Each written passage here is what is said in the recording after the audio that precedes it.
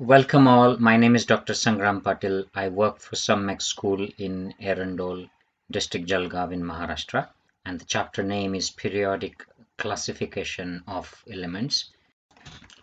Learning goals of this chapter are to learn about elements and their classification, Newland's law of octaves, modern periodic table, to know about Dobrenier's triad and Mendeleev's periodic table. So let's look at the few questions given at the beginning of your chapter. What are the types of matter? What are the types of elements? What are the smallest particles of the matter called as? And what is the difference between the molecules of elements and compounds? Let's go to these questions one by one. So the first question is, what are the types of the matter? And the four natural matter types are, which are the states of matter. These are solid, liquid, gases, and plasma. And there's a fifth state described recently, which is a man-made, and it's called Bose-Einstein condensates. In a solid particle, the particles are packed tightly together, so they don't move much, whereas in liquids, they have a freedom to move, and in gases, they are completely free to move around. And these three can be grouped under metals, non-metals, and inert gases when it comes to the types of elements. What are the smallest particles of matter called as? The term used is quarks. These are the smallest particles of the matter. Previously, we used to think the smallest particles were electrons and protons and neutrons, which are the subatomic particles, but now we know quarks, they represent the smallest known subatomic particles. Now, if we look at the history, around year 1800, only 30 elements were known to mankind, and the scientists were trying to discover more and more elements. Now we know around 118 elements. So as the elements were discovered, there were attempts to classify them, and the initial attempt was to group them into metals and non-metals, and the third class of metalloids was added later on. And the scientists, with increasing knowledge and increasing number of elements, developed a complex system of classifying the elements. We're going to look into it now. Doberinger's triad. Around 1817, a German scientist called Doberinger, he suggested that properties of elements were related to their atomic masses. So he made groups of 3 elements each, having similar chemical properties, and called them triads. He arranged the 3 elements in triad in an increasing order of atomic mass, and showed that the atomic mass of middle element of the 3 was approximately equal to the mean of atomic masses of other 2 elements. However, all the known elements couldn't be classified into this system. Have a look at this table, which classifies elements into different triads, and he's tried to show that the atomic mass of the middle element is average, approximately equal to the mean of the atomic masses of other 2 elements. Obviously, this system had its own limitations. The next in line is Newland's law of octaves. John Newland was English scientist, and he attempted to classify elements in a different way based on their relationship with atomic masses. Now he found that when elements are arranged in increasing order of atomic masses, the first and the 8th element will have similarities, such as magnesium will show similarity with beryllium, chlorine with fluorine. Similarly, sodium will be similar to lithium in terms of properties. So first and eighth will be same, and this similarity observed was termed as law of octaves. Now, we know in Indian music system we have something called saptak, and in that we have sa re ga ma pa dha ni. So sa of basic saptak and sa of upper saptak, they have similarity. Similarly, in Western notes, music notes, they have 7 notes, and they are do, re, mi, fa, so, la, ti. So the first do will have similarity of the higher notes do, and this is correlated in Newland's law of octaves. Have a look at this table. This is 7 by 8 table with English musical notes at the top: do, re, mi, fa, so, la, ti, and the elements are grouped under all these 7 notes. Lots of limitations to this system, which is Newland's octaves. This system puts all the known element of that time which were known to Newland. He's put all of them into 56 boxes, and in some places he's put 2 elements together. You can see cobalt and nickel are put under do, and they're not similar to other elements in that box, such as chlorine, fluorine, and all those things. Whereas iron is put in different areas under different note called T at the rightmost column. And iron there is grouped with non-metallic elements like oxygen and sulfur, whereas it should be with cobalt and nickel because it's a metallic element. Another limitation was that there's no place for newly discovered elements. So this system wasn't perfect for classification of elements even at that time.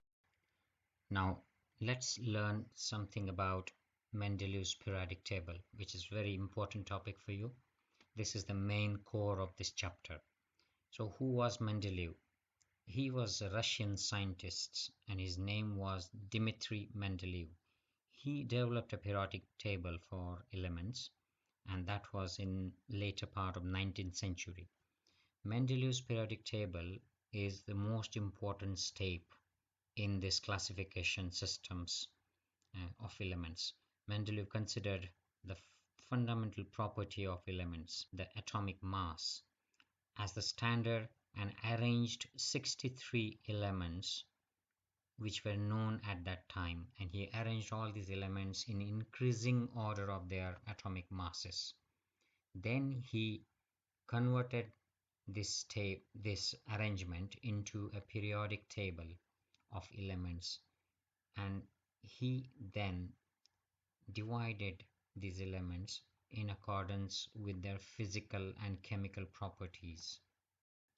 Mendeleev then organized periodic table on the basis of chemical and physical properties of the element, and these were the molecular formulae of the hydrides and oxides of elements, melting point, boiling point, density of an element, and their hydrides and oxides. Mendeleev found that elements with similar physical and chemical properties repeat after a definite interval, and on that basis he stated a periodic law, which is described as properties of elements are periodic function of their atomic masses. The vertical columns from above down in Mendeleev's periodic table are called groups, whereas the horizontal rows from left to right are called periods. Now have a careful look at this table. It's given in your books as well. This describes 8 vertical groups from above down and 8 horizontal rows from left to right. Have a look at it. You can pause the video or have a look in your books. Now there has been a small change in the way these compounds, the formulae are written. The general molecular formula of a compound, you can remember from the previous table, it was R2O, R2O3, whereas the number is written at the top of the letters, whereas in modern system these numbers are written at the bottom. You can see it in this slide. A little bit about the scientist. Dmitry Mendeleev was a professor in St. Petersburg University in Russia. He made a separate card for every known element showing its atomic mass.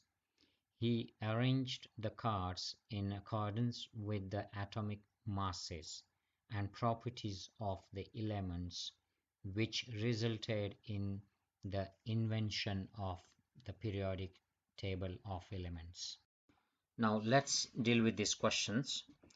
There are some vacant places in Mendeleev's periodic table. In some of these places, the atomic masses are seen to be predicted. Enlist three of these predicted atomic masses along with their group and period. Now, Mendeleev published a periodic table of chemical elements in 1869, and that was based on properties that appeared on regular basis, on periodic basis. And when he proposed his table, he noted few gaps in the table. So he predicted that some of the elements were unknown to the world that time, but they did exist. So he created empty space for these elements in his table, and you can see these elements in this diagram. But in actual practice, they turned out to be scandium, gallium, germanium, and the atomic masses for these were 44, 68, and 72 respectively. Now you have a task now. Find out where these elements are actually located in modern periodic table: scandium, gallium, and germanium. You need to find it out. Let's look at second question here. Due to uncertainty in names of some of the elements, a question mark is indicated before the symbol in Mendeleev's periodic table. What are such symbols?